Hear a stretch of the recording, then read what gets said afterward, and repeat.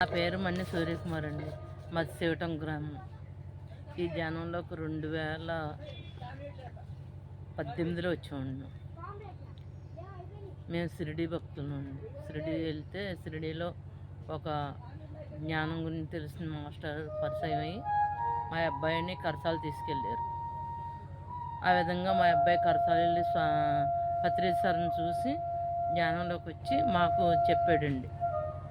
దానివల్ల మేము ఈ ధ్యానంలోకి వచ్చాం. ప్రకృతి ర్యాలీ ఉందని వైజాగ్ వెళ్ళామండి. అక్కడ పత్రిసారు నాకు బాబాయ్ రూపంలో కనిపించి చేపట్టుకు స్టేజ్ దాకా తీసుకెళ్ళారండి.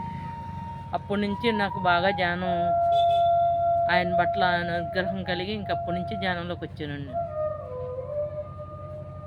మేము మొత్తం అంతా ఇదివరకు తెలియక మాంసాహారం తినేవాళ్ళం. ఈ ధ్యానంలోకి వచ్చిన కాడ నుంచి శాకాహారులుగా మారాము.